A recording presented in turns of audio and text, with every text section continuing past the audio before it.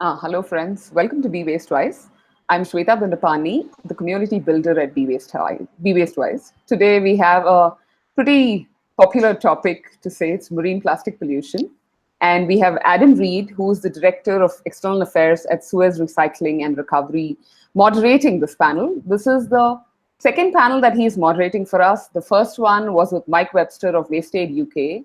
If you haven't watched it, please go to our website, go to the video panels menu item, and please watch that as well. We have Libby Peake, who's a senior policy advisor on resource stewardship at Green Alliance, a UK-based independent charity who's one of the panelists.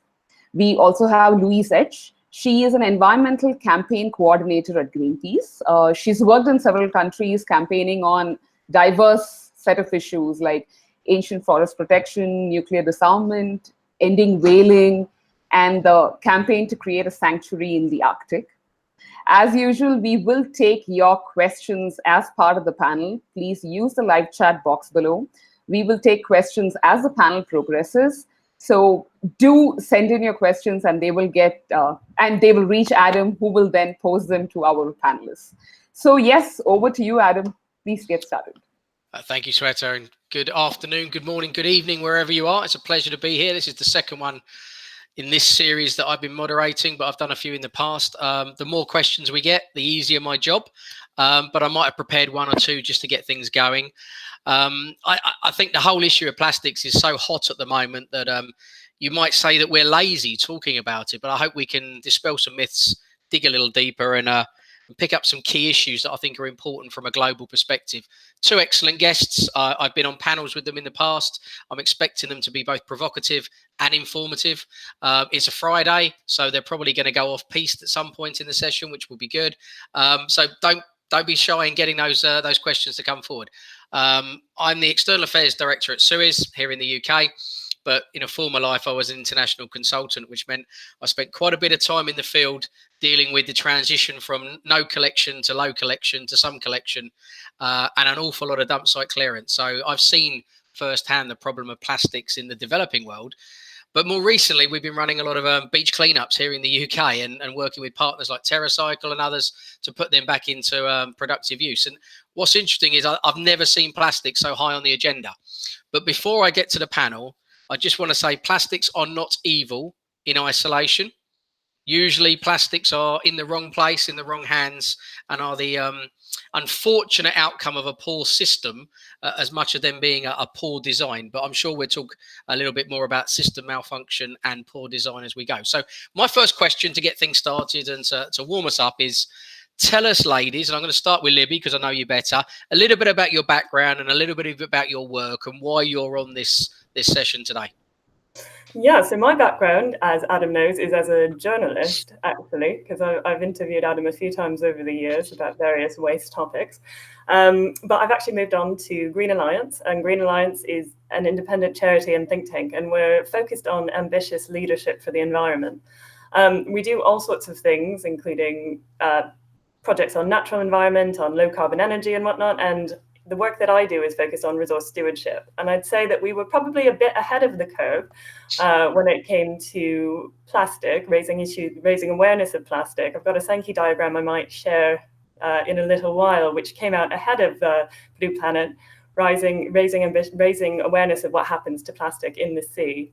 And more recently, we've done a lot of work with the Circular Economy Task Force, which is a business-led group we convene, looking at how we can make sure that the plastics that we do use are recycled. And in future, we're going to be releasing a report looking at how to make sure that we have a safe and sustainable system for plastics and its alternatives to make sure that we're not doing any harm to the environment if we can avoid it.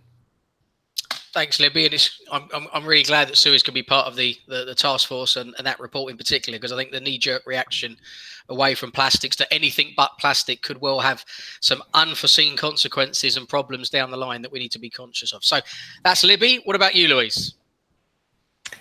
Yeah, so I have been involved in Greenpeace for 20 years now, and before that was involved as a volunteer in lots of different environmental issues, including, I was thinking about this on the way into work this morning, 25 years ago, I was involved both in doing beach cleanups, which I think really first opened my eye to the plastic pollution issue, but also with various other groups, including a very small one called Ocean Aid, where we zoned in on the issue. And at that time, it was about large items of plastic. So the classic kind of turtles getting caught in six-pack holders, and what we were pushing for at that time was about having facilities in ports and forcing ships not to literally dump their waste overboard. So interesting to kind of reflect back on that, how long the issue has been bubbling. And in terms of being engaged in this issue with Greenpeace, I've worked, as I say, on a lot of different campaigns over the years. Picked this one up about 3 years ago now. And since then, so we started with a microbeads campaign here in the UK. And since then, I've expanded out to really focus on the role of companies in creating single-use plastic packaging particularly, and also looking at legislation, so pressuring the UK government and looking at sort of global mechanisms for getting reduction targets for single-use plastic. Wow, it's fascinating. The last 3 years, and I've never known the sector to be quite so engaged from the private to public, the charitable sectors through to Joe Public and Josephine Public doing their bit. So. Well, the UK at the moment is probably really hot. The whole plastics debate, single-use plastics. We've got a ban coming in on things like single-use plastic straws and stirrers, which is great. I'm not sure that's the solution to the global problem of plastic. So let's move it to the global scale now. What do we think the biggest misconceptions are around marine plastic pollution in particular? Let's go with Libby first again. I think I could give you a list as long as my arm of misconceptions about marine plastic pollution that really need to be sorted out. But I think it's probably good to go in three. So I'll go with three things. The first misconception that I hear all the time is that 90% of plastic pollution comes from 8 river sources, I believe, and that's quoted all over the place, and it's based on an academic study, but what the academic study actually shows is that of the plastic that gets into the ocean from rivers, 90% of it comes from 8 rivers. So there's a really big difference between what those 2 points are saying. It is a major concern that there are lots of rivers where there's lots of plastic getting into it.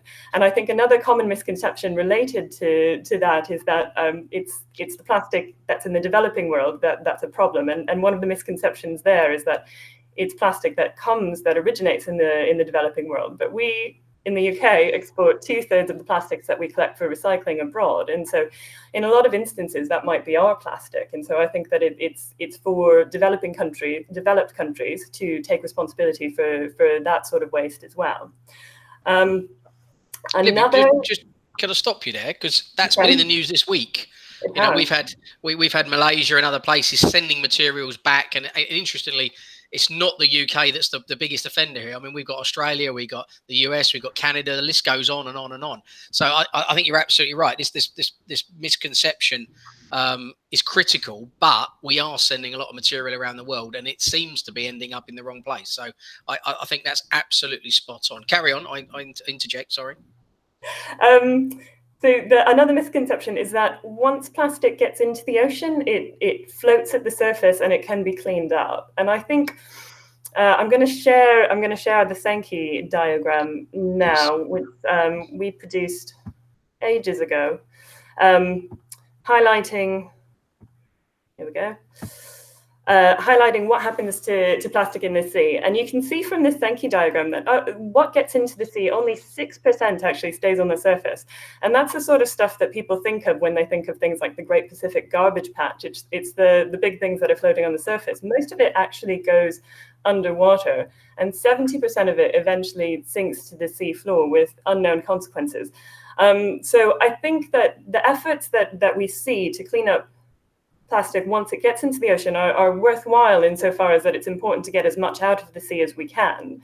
But I think that the emphasis needs to be much more on preventing stuff from getting into the ocean in the first place, because once it's there, largely we're not going to be able to get it out. And so there's messages that you want to, how do I stop screen sharing? There we go. So there's messages that you want to promote about turning off the tap, which I know people like Greenpeace have been quite prominent about promoting, because that's the most important thing. If you're flooding your bathroom floor with lots and lots of water, you're not going to start bailing out the water. You're going to turn off the tap. And so that's probably where most effort is needed, rather than on cleaning up what's in there, even though it's quite disturbing. Okay.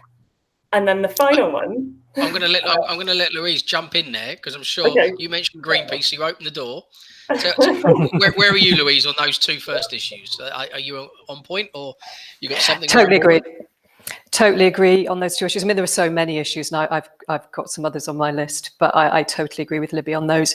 And in terms of how you address the global problem, she made a very good point about waste exports from, roughly speaking, from developed to developing countries. So from the point that China closed its doors, basically the waste has been going first to one country, then another country, some in Europe.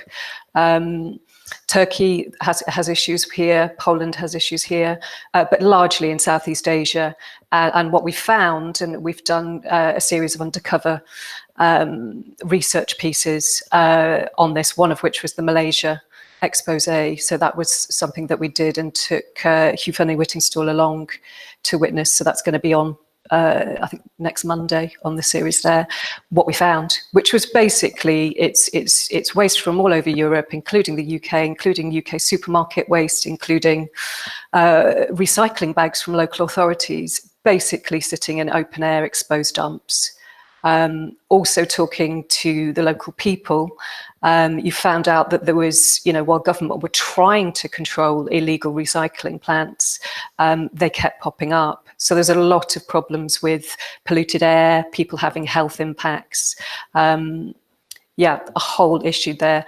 But the thing that I'd add is, if you look at where the majority of single-use plastic, and I'm talking, when I say single-use plastic, I'm largely talking about packaging, is produced, where the decisions are made about what is produced, that is still largely in North America and Europe. So if you're looking at the problem on a global level, it's clear that where you need to achieve change is you need to change the minds as a priority of those big companies, the Nestlés, the Unilevers, the Coca-Colas, that are making those decisions. And that's a lot of what informs Greenpeace's strategy.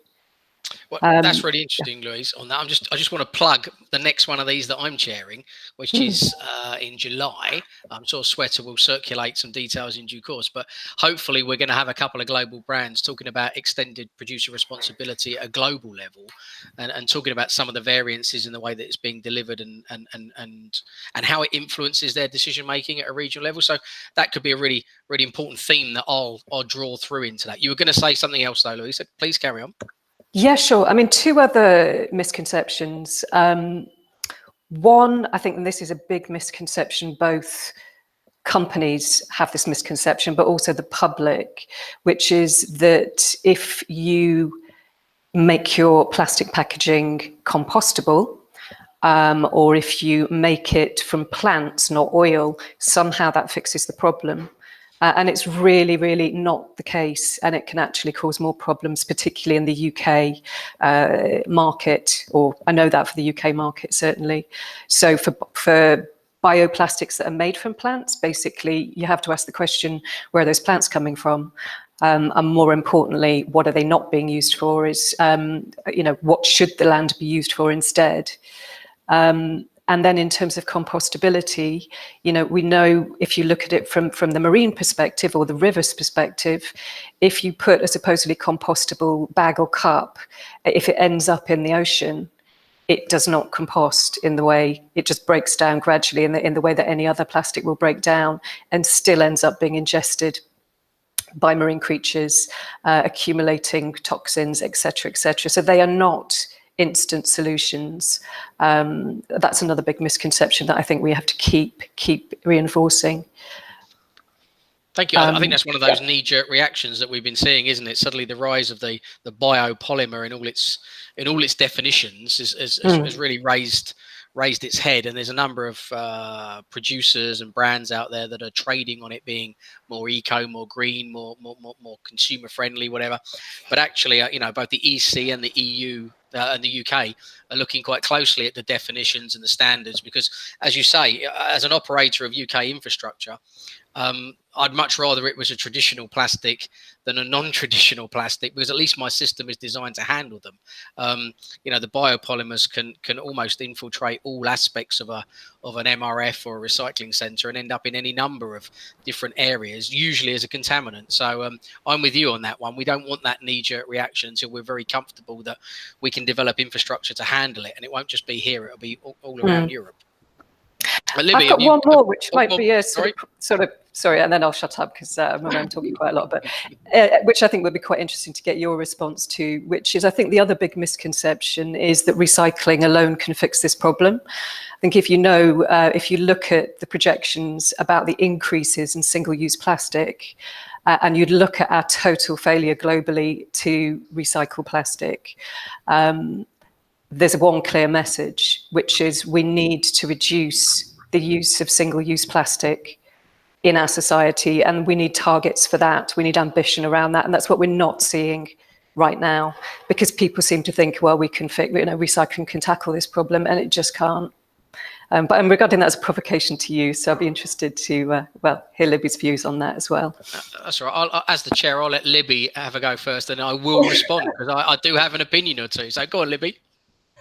Well, something that concerns me quite a bit is that the focus on single-use plastic on its own, I think, might result in some perverse outcomes down the line. So there are issues with, I think, single-use culture, and what I'd prefer to see is much more of a focus on reducing unnecessary material use in its entirety. And then after you do that, make sure that whatever's left over is reusable or recyclable. But I just want to go back quickly to the point about bio-based plastics, because that was actually my last misconception. And I am actually quite concerned that there are a lot of different government departments that in the UK and potentially elsewhere that are thinking that these are going to be solutions. So the Government Office for Science, in its Future of the Seas report last year, said that the solution to marine plastic pollution was likely to lie in things like advanced or new biodegradable plastics. And I think that's a very worrying sort of approach to take. In the first instance, because these aren't biodegradable plastics, they're largely compostable plastics, and they largely need to be composted in facilities for several months that have the right conditions, which are conditions that you definitely can't find in the ocean. But in the second instance, I think that the real concern is that you shouldn't be designing things that are safe to litter. And there's plenty of evidence, well, there's some evidence to suggest that if you give people something and tell them that it's biodegradable, they're more likely to litter it because they think it's safe for the environment. So this sort of approach could actually make the marine plastic pollution problem even worse, which I think would be incredibly unfortunate. I don't disagree. I think you're absolutely spot on. There's a lot of unforeseen potential here for this to go, very wrong if we're not careful. So thank you for that. I'm going to respond because I've been asked a question by Louise. No problem with my end at all here. We can't assume recycling will save the day, just as we can't expect energy recovery to be the solution to the non-recyclable element of our societies. If we continue to live in a world where consumption is easy, and everything's about on the go, it's all about take and move and take, and everything's a hurry. I think if that behavior starts to become the norm everywhere around the world, then we've got exponential problems coming, and we've got finite resources. So I think if we take producer responsibility as a concept, or polluter pays principle as a concept, I think you've got to start to drive greater resource productivity, greater resource efficiency throughout the supply chain, throughout the system. And that stems with us as consumers. We've got to start opting out of, on-the-go cups of coffee, or takeaway containers, and we've got to go for Tupperware. We've got to go for China mugs. We've got to go for reusable cups that have got multiple lifetimes and are made of recycled content. We have to make a stand.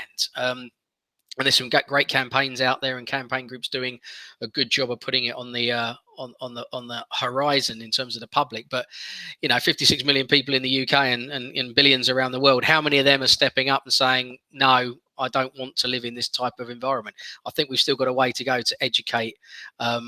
And you've seen with some of the climate change debates, suddenly we're capturing the public's attention now like we've perhaps never done before about difficult conceptual issues, where we're asking people to really change their behavior, change their mindset. I mean, how many people are going to stop flying abroad for holidays because they're worried about their carbon footprint and global warming? I don't know, but I think we're having the debates now more than ever before. So do you want to come back on that, Louise? Am I on page with you? You haven't, yeah, I think so. I think it is interesting the way in which this issue is taken off, and lots of people have been asking me, like, why this issue, why now? And there is no easy answer to it, apart from the fact that plastic is so ubiquitous and it's visible and it's in people's lives. So I think part of it is people feel like they can make a difference, they can change their own behaviour, and we're seeing that happening all over the world. But I think the key thing is, when you're looking at this, individuals alone cannot make the shifts required to tackle this problem. These are things that to do with the way our society is set up. So, for instance, there was a very good point made about this needs to be not just about plastics. And of course, I totally agree about that. A lot of these solutions are actually based in reuse and refill, whether that's a deposit return scheme or whether that is, shifting over to ensure that takeaways, they deliver and then they take away the reusable container that you used the previous time, so that we're not wasting resource. There are lots and lots of models out there. There are lots of ideas coming through, but the focus has to be on reduction. It has to be on refill and reuse. And that requires, yes, public support, but it requires companies and it requires governments and it requires councils getting their act together on this. Well, we'll revisit those three in a moment in terms of what can we do better. Libby, anything you want to add on that? I completely agree that I think it has taken off because it is visual and because people feel that they have ownership over it. However, I do think that it's an incredibly complicated thing, and often with these sorts of complicated issues, the easiest solution that you can reach for is, well, we'll just stop using plastic, isn't necessarily going to provide the systemic change that you need.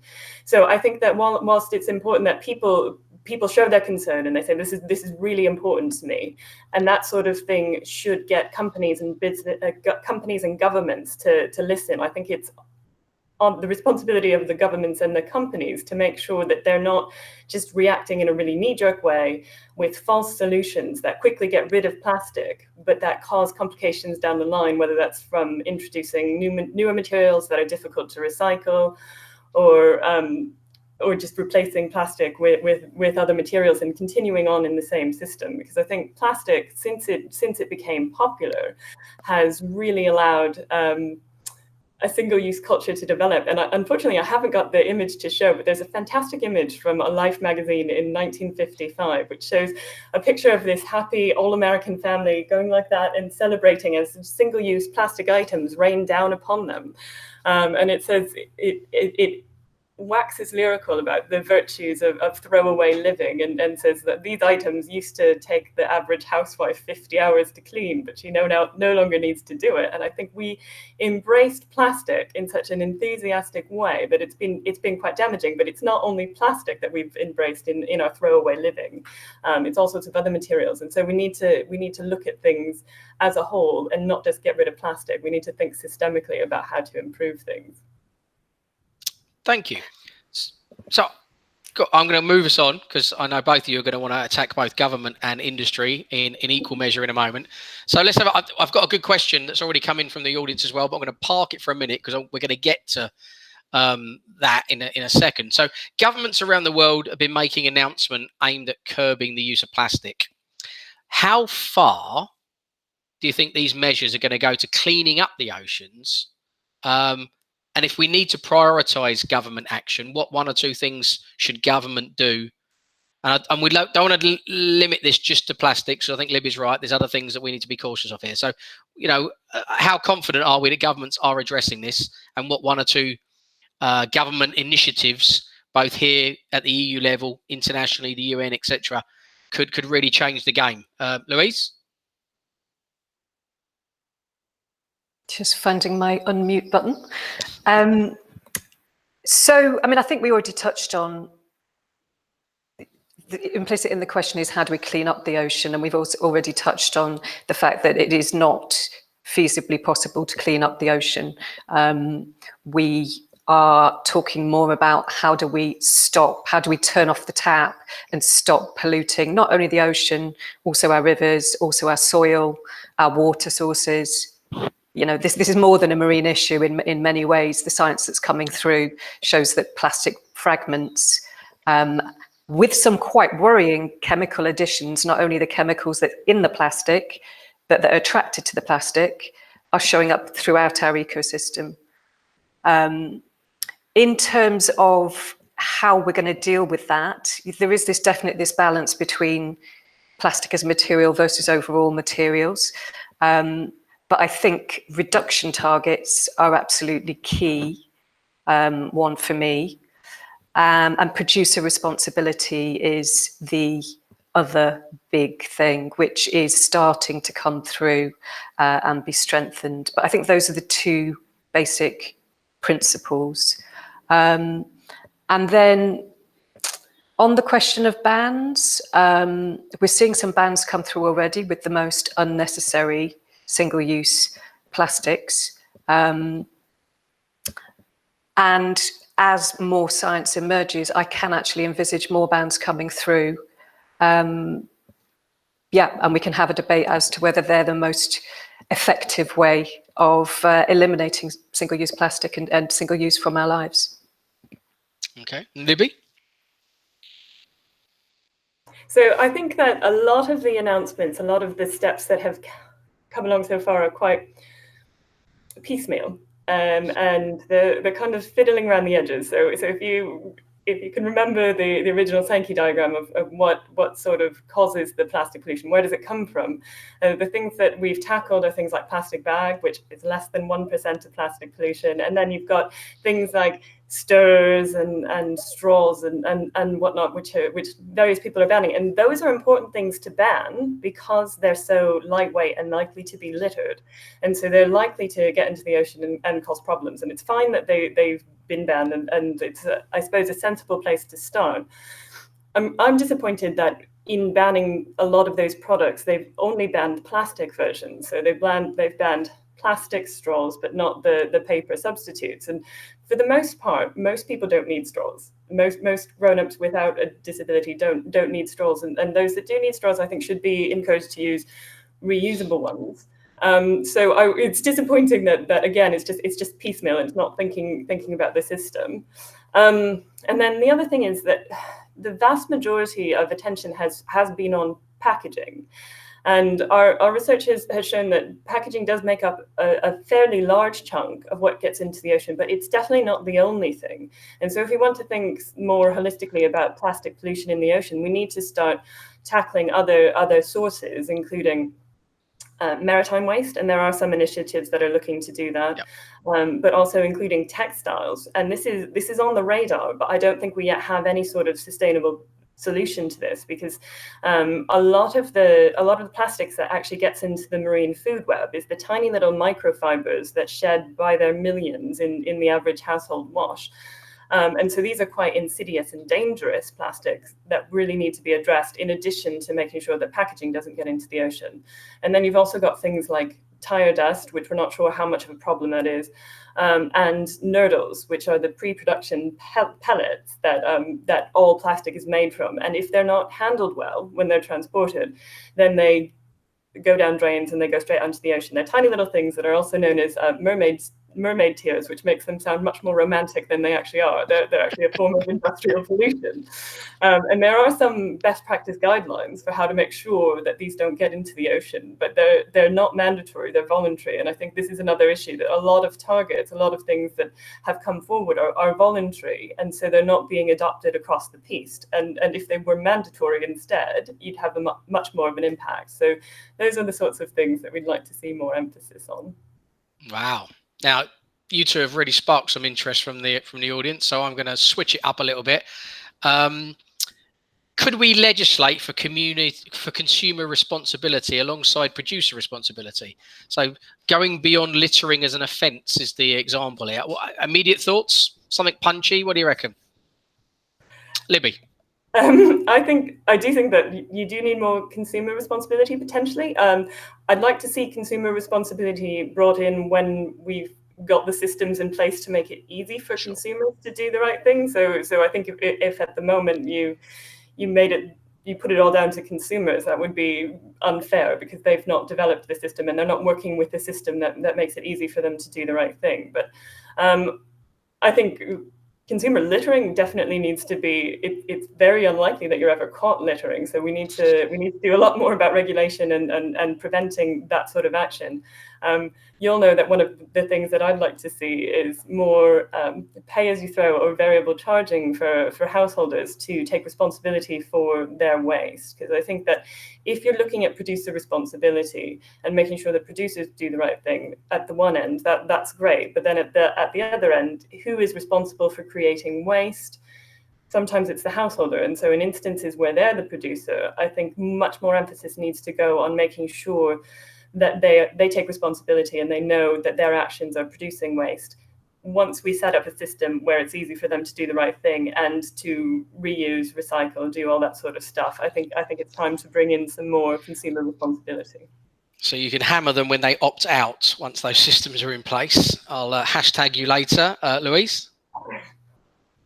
Yeah, I'd broadly agree with what Libby just said. And the only thing I'd add really is just a reality check. You know, we are in a situation where the Environment Agency in the UK does not have the resources to follow up on well-known illegal dumping of vast amounts of waste on farmland in the UK. So the idea that we'd have the resource or want to live in the kind of society where we'd be chasing individuals is just unrealistic. And I don't want to get stuck into littering as a particular theme, because there's so many other things we can talk about. But littering is really cultural, I find. I think you can go some places in the world and you just don't see a lot of litter. And yet you go places where there's lots of tourists and there's inherently lots of litter. And I do wonder, I was chatting to somebody this morning whilst queuing for a coffee. I was sitting in, by the way, not taking it on the go. And they were telling me about this holiday, and I won't say where it was, blah, blah, blah. But I was shocked by people that were just literally tossing stuff around as they were queuing to go up to a temple. And I said to this woman, well, didn't you say something? She said, yeah. And they said they don't do it at home. And I was like, really? So what, they go on holiday and they become like litter monsters? Culturally, I think that litter is a fascinating topic, and this consumer responsibility piece does need a lot more work. But I'm going to move on, because there's a really interesting question which is a bit Western, so let's ask it, because I'm going to go to developing economies in a minute. But this one's quite interesting from Bradley. Carbon footprint of reuse and refill. Now, this is going to get technical, ladies, but I think we want to address this one. Can we justify reuse and refill when we look at the carbon analysis or similar analysis, when it's all about litter reduction only? And how do we take into account transportation issues and impacts, so that we don't just move the carbon problem from, litter and water courses to emissions from vehicles, let's say? Any thoughts on that one? Louise? I'm not aware, maybe Libby, you know more on this, that I'm not aware of there having been an awful lot of full life cycle impacts of refill and reuse systems, for the basic reason we don't have an awful lot of them right now. But obviously you'd have to look holistically at the impact, and you would have to, of course, factor in carbon as one of the key things. you can end up down some real rabbit holes looking at life cycle analysis. And one thing that I found working on the plastics issue and talking to big corporations about the plastics issue is because I'll call it the ocean plastic issue is so new, and the science, more science is coming out every week. The science is relatively new. They do not have data on the impacts. So not one of the big corporations that I spoke to, whether that's a Unilever, whether it's Nestle, and they'll sit there and they'll tell me all about, the environmental impact of their products. That does not factor in the impact of plastic pollution, whether that's in the ocean, as I say, the river, soil, because we do not have the data yet. So that's a flag in terms of relying on existing analysis. But basic point is, of course, we have to look at this issue holistically and factor in key things like land use, climate impacts, etc. Super. Libby. Yeah, so there are various studies that look at things like how many times you have to reuse a cloth bag to offset the carbon that you get from a single-use bag. And normally you have to, for things like that, you have to reuse it lots and lots of times for the carbon to be equal. And I think that as a general rule, when you're looking at something that is more durable and reusable, it tends to use more material and be associated with more carbon emissions in its production. So that's not necessarily a problem if you can embed systems that make sure that it's going to be reused as many times as it needs to be.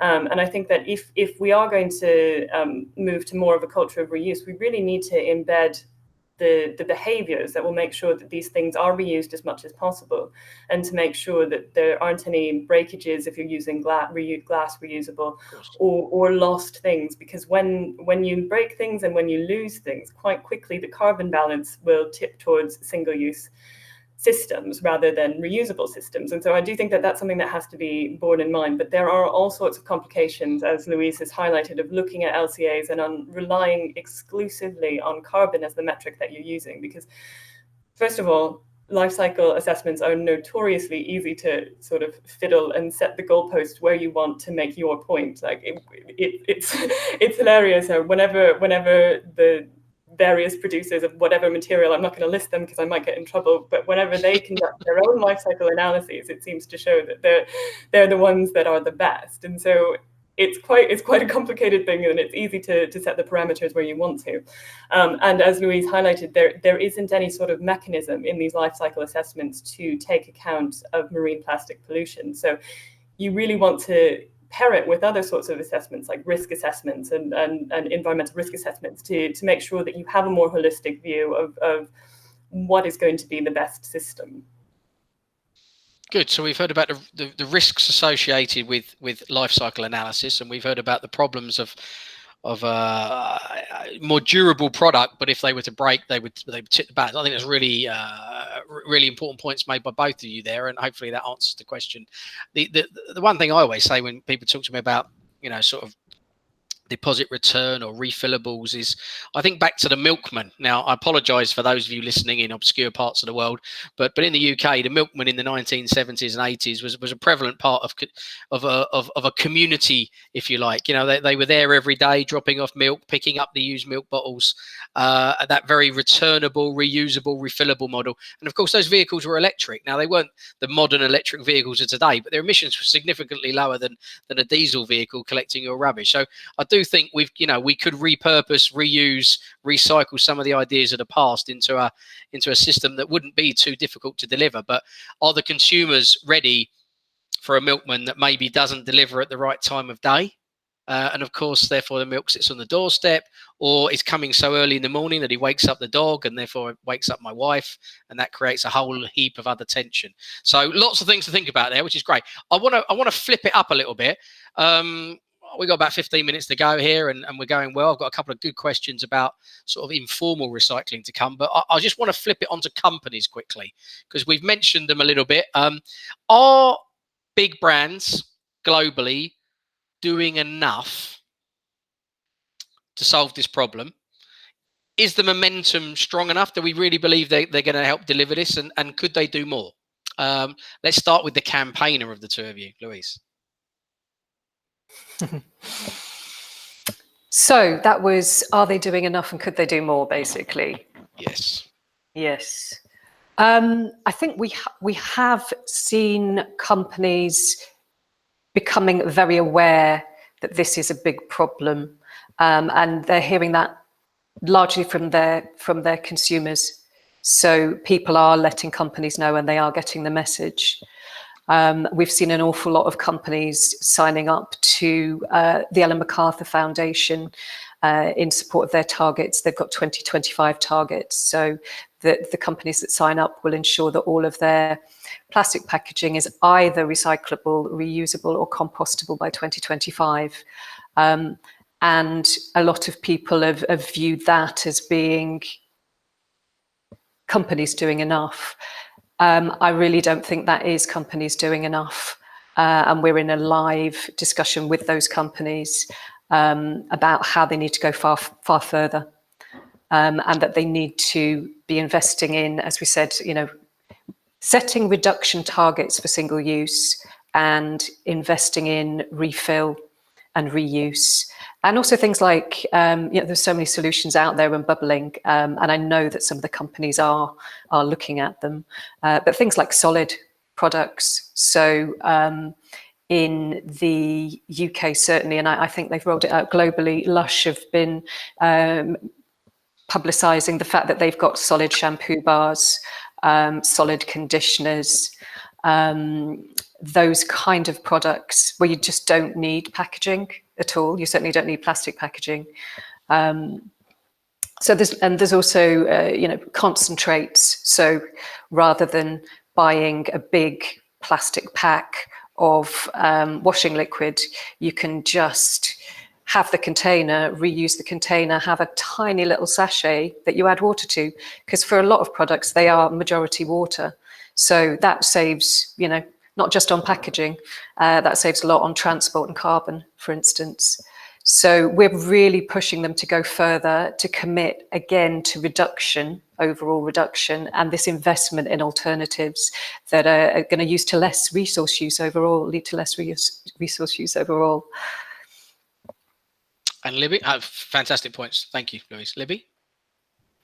I think something that concerns me quite a bit is that this is clearly important to a lot of companies and it's on their agenda.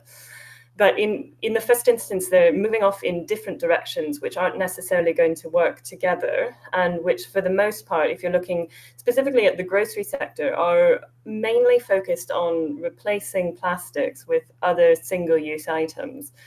So you've seen lots of instances recently where people are replacing plastic cutlery with wooden cutlery. They're replacing plastic carrier bags with paper carrier bags, which potentially have considerably more carbon impact. They're looking to use compostable plastics, and some of these things might be all right on their own, or they might be all right. Like if all flexible plastic moved to compostable plastic, and there was a system in place that we could use it, then yes, that would potentially be part of a solution. But because people are moving in different directions and are just trying as quickly as possible to get plastic out of their supply chain, I think that could result in some perverse or unintended consequences. And it's definitely not a systemic shift that would be the most holistic in the first place. And if you'll indulge me for a minute, I just want to tell my elephant story. Because I like your elephant story. It's a good story. I'm on a mission to make sure people understand the origins of plastic. I think it's a really important story to tell. So plastic was invented in the late 1800s in response to an impending environmental catastrophe. The elephants were about to go extinct because billiards had suddenly become really popular in the United States and was all over the saloons, and you needed to kill at least 2 to 3 elephants to get the ivory that you needed to make a set of billiard balls. And so the father of American billiards, a guy called Michael Phelan, took out an ad in a newspaper and said, "I'll give $10,000 to whoever can come up with a substitute for plastics." And so a young journeyman printer took up this challenge, and about 6 years later eventually stumbled upon celluloid, which is the first industrialized plastics. And it wasn't a fantastic substitute for billiard balls because it had a nasty habit of exploding the balls when they hit. but it did quickly become indispensable to our way of life. And there's a really telling ad, early brochure for celluloid, which says, just as petroleum came to the rescue of the whales, so has celluloid given respite to the elephant in its native haunt. And it also lists coral insects and tortoiseshell, which is also replaced by plastic. And it says, it will no longer be necessary to ransack the earth in pursuit of resources which are growing ever scarcer. And so I think that this really needs to be a lesson to us, because all of those animals that are listed in the celluloid brochure are now being killed to some extent by plastic. And so what we don't want to do now is create a solution to what was a solution and find that this is also a false solution. And down the line, we're harming these animals in other ways, whether that's through land degradation because we're using forests and croplands a lot more, or through acidification and all the carbon that might get into the ocean. So we really need to use our foresight and think about what the potential impacts of not acting holistically are going to be. Thank you. That'll be the one takeaway item that everybody has from this session. When I heard you deliver that at a conference the other month, I was blown away by the imagery as well. So perhaps we can share that imagery with Sweta later, and she can make it available for when this is downloadable. Louise, you were going to say something? Yeah. I just wanted to share one more reflection on this question of like whether companies are stepping up. Last week, I think it was, we had the 1 year anniversary kind of reporting of the UK arm of the Ellen MacArthur Foundation initiative. It's called PACT, the Plastic Pact. And I found it really sobering reading, because if you think about the amount of energy, attention, and focus there's been on plastics in the last year in the media, amongst people, I mean, so many people, I say I work on plastics and you end up having a chat. It's never that case with other issues I've worked on. People are really passionate about it. You look at what the companies have actually achieved in the last year, and quite frankly, it was pathetic. A lot of their actions included things, and these are like major brands, Boots, for instance, their reporting was that at their headquarters, they were achieving their targets by getting rid of single-use plastic cups, cutlery at their headquarters, which is frankly pathetic. That should have been sorted out like 2 years ago. And they should be reporting on how they're addressing the massive variety of plastics they use in the products that they sell, their hair care products, their personal care products. So I was frankly quite gobsmacked, because I'd been feeling quite optimistic that we were getting there, but that was a real reality check for me. And I think, for anybody else, all they have to do is go into a UK supermarket and look at what's on the shelves, still totally and utterly rammed with plastic. So companies have so much more to do. And we need to be really wary that both as campaigners and as individuals, that we are buying a lot of green PR because we keep hearing about these announcements in the press. That is a very sobering thought. Thank you. We are a signatory at Suez to the Plastic Pact, and we've been involved in so many meetings and so many discussions. But you're right. I think although there's a lot of momentum, I'm not sure we've really made enough progress on some big ticket items. So I'm hoping that kind of challenge we can put to the table and really drive change in year 2. Because if not, we're probably wasting a great opportunity, and that would be a real shame. Now, we've just had a point from Ginny raised about plastic fishing operations and discards in the ocean. Libby mentioned it earlier. There's a huge amount of work going on at the EU level in terms of fishing, packaging and products and netting, etc. I'm not going to go there and involve either of you two in this discussion on this one, because I think you can go and read a load of stuff on the EU. There's likely to be a lot of banning and a lot of restrictions coming in. So what I want to do, because I'm conscious we've got about 8 or 9 minutes left, and Sweta will quickly wave at me when I'm running out of time, is take it to the developing world. The first question I got asked was of a dear friend of mine, Sonia. Hello, Sonia. It's good to see you on the line. Pollution associated with plastics is a real problem, but plastics in the developing world is a livelihood. It's a source of income. It employs, inverted commas, thousands and thousands of people. how do we ensure that we don't suddenly ruin livelihoods of rural communities and marginalized communities in urban environments simply by switching out of plastic? So how do we make this system work better? Let's start with Louise on this one. It's a really good point, because it is waste pickers is what we're talking about. So these people that make their money by going through large piles of waste and pulling out the valuable materials and selling them. And one of the valuable items that they find is PET plastic bottles, because PET is one of the few plastics that has a guaranteed high resale rate. I think key to this is involving the waste pickers in the discussions that happen. So talking both about the governmental discussions, but also company discussions. So things like the Ellen MacArthur Foundation process, other processes that are pulling companies together, making sure that they're represented and have a voice. I think another step, again, which we are seeing happening in certain areas is basically honouring the asks that come from a lot of the unionised, the waste pickers groups that are organising. Is they want recognition, they want acceptance of the fact that they are doing a really key, valuable role in their society, and they want guaranteed working conditions, guaranteed wages. So it's part of a push there for them within their countries and within their regions to get recognised as a working group and to get rights, because a lot of waste pickers work in absolutely appalling conditions. So that is a whole other issue. But yeah, so it's listening to them and hearing their experience, and making sure that they get representation and that their job is formalised and that they're properly rewarded for it and protected. Thank you. I spent about 10 years working globally. Those of you that were on the Waste Aid conference call a few months back will know that, that was my background. And I work with waste pickers in Cairo. I've worked with them in Krakow. And actually, my experience is, you're right, Louise. They want recognition and they do play a critical role, but equally they don't always want to be formalised. And working with them on what they want and what they need. I mean, schooling was really important in Eastern European informal recycling systems.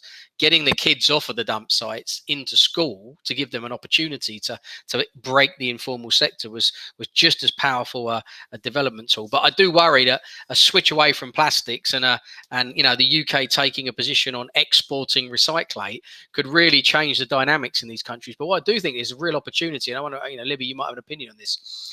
If we're moving towards more circular economies and greater recycling and reuse and reprocessing and everything else, are these waste pickers, informal or not, going to become quite a key labour force in a resource productivity system of the future? And you weren't expecting that, were you? No, but I think it's a really important issue to tackle.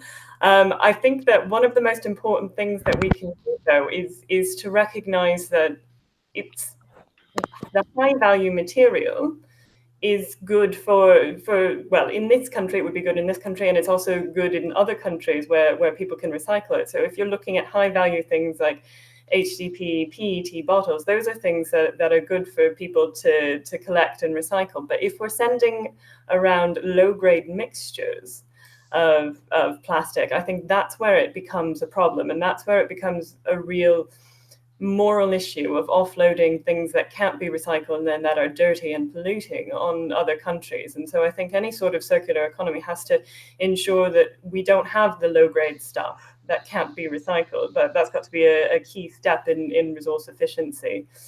Yeah. I like your, while you're thinking, I like your I like that moral stance. Actually, I think the circular economy is predicated on consumer behavior choices, as well as this moralistic position about where the boundaries of our system will lie or not lie, a bit like the LCA debate. And I think we won't get to this circular economy future, this circular systems thinking, unless we're willing to live a slightly different lifestyle and make slightly different choices about what we consume or what we use or what we buy, how we use it, and how we interact with the environment around us. Because I'm sure the average Western consumer would not feel comfortable with seeing pictures of informal pickers in any major developing economy, city or region, and yet that is the system in which we currently operate and are having to back out of and find alternative systems for. So I think we do live in interesting times. Have I bought you enough time? Can I add one? Of course. Oh, sorry, no, Libby, go back to Libby. I was just going to quickly comment on the Basel ban. So the Basel Convention, I don't know, I hope that wasn't the point you were going to make, but the Basel Convention was controls the movement of hazardous waste around the world with the main purpose of ensuring that developed countries aren't offloading hazardous and dangerous waste onto developing countries. And Norway put forward a proposal to classify all plastic waste as potentially hazardous, so it would be subject to controls. And that didn't actually pass in its original form. What passed instead was that low-grade mixtures are going to be considered unacceptable to send to developing countries. And so I think that really reflects the fact that if you have good quality stuff, then that is of value, and that's not necessarily hazardous. So I think that's something that's quite important to remember. It's low-grade, horrible mixtures that no one can recycle terribly effectively that are the main problem. Good point. Louise. Yeah, I was just going to share a reading tip with the listeners, which is a big report came out, I believe it was last week, by Tier Fund, which looked specifically at the impact of plastics and plastic pollution in the developing world. And it was very interesting reading, and got very much into making estimates on what the impact is of plastic causing flooding and the knock-on impacts on human health. Also plastic being used as fuel and burnt in cooking and open fires, and the impact on health. So that's a whole new area opening up. And yeah, I recommend people have a read of that report. I would endorse that. Waste Aid were involved, did a fantastic job. It's an excellent report. It's got lots of interesting insights and concerns in equal measure. So running out of time, questions, I'm just checking. So I'm going to ask you both, what's the one or two critical things we would challenge government or business, take your pick, to do in the next year or two to really get us on the path that we need to embrace quickly? Louise, you're up first. Accept and set targets to reduce single-use plastic, and set refill targets as well. So really get to grips with the problem, set targets, meet them. And that's not just here in the UK, that's governments worldwide. Yeah, absolutely. Governments worldwide and corporations worldwide, particularly the very big corporations who have a real responsibility to lead in this area. Okay, and Libby? I'd say stop fiddling around the edges and banning one minor stream after the other, and start thinking on a much bigger scale about how we need to transform the system and the economy to make it sustainable. You're so cynical. Those plastic stirrers are gone. What more could you want? I appreciate I appreciate your honesty. I think you're absolutely right. We live in a piecemeal world with a lot of piecemeal decision making, a lot of piecemeal policy, and I think that the global climatic challenge that faces us, whether it's marine pollution or just global warming, we've got to step up and start to join the dots. I just want to share one thing before I switch off. And 20 years ago, I worked in Cairo. I spent a lot of time in Cairo, and I spent a lot of time in Moscow. I never saw any plastic. All the bottles that were delivered, because you couldn't drink the water, remember, all the bottles of pop that were delivered to our office or to our meetings with village elders and community leaders was always in glass bottles. And they were never clear glass bottles, because they've been recycled hundreds of times and were scratched, and they've been bumped and smashed and bashed, but ultimately they were being reused so many times. Where are they today? That the advent of plastic becoming so easy, so lightweight, so consumable, I think we've destroyed systems that were terribly effective and would have given jobs for the informal sector, and would have had a commodity that had value, and actually would have resulted in absolutely nothing entering the marine environment. We kind of have created the problem, haven't we? And we've got to step up and do something about it, and do something about it soon. I would like to thank Libby. I'd like to thank Louise. Fantastic hour of engagement. You two are great. I'll have you back next year for another session, I'm sure. I'd like to thank Shweta for the IT, because it's worked beautifully from my perspective. I'd like to thank the 15 or 20 of you that have been submitting questions throughout. Hopefully you've got an answer to them. If not, find me on LinkedIn or Twitter and bounce something at me, and I'll promise to get you an answer from one of the panelists or from myself. So it's been a pleasure, and I'll hand you back to Shweta. Thank you very much. I've been Adam Reed. Goodbye. Thank you, Adam. Thank you, Libby, and thank you, Louise. That was really fantastic. And thank you to all the audience who've been asking your questions. I just want to add that you could also email us your questions at connect@wastewise.be, and we will more than gladly get the answers from the panelists for you. Before we close the session, just a reminder that next week we have a panel on food waste legislation. We promise that is going to be interesting as well. It's next Wednesday. So please go to our events and register for that. Registration is mandatory if you want to watch the panel live and ask your questions. So thanks a lot to the panelists. Bye-bye. And Louise and Libby, we'd love to have you back on another panel at Be-Waste Wise. All right. Bye-bye. Bye. Thanks. Bye. Thank you. Cheers.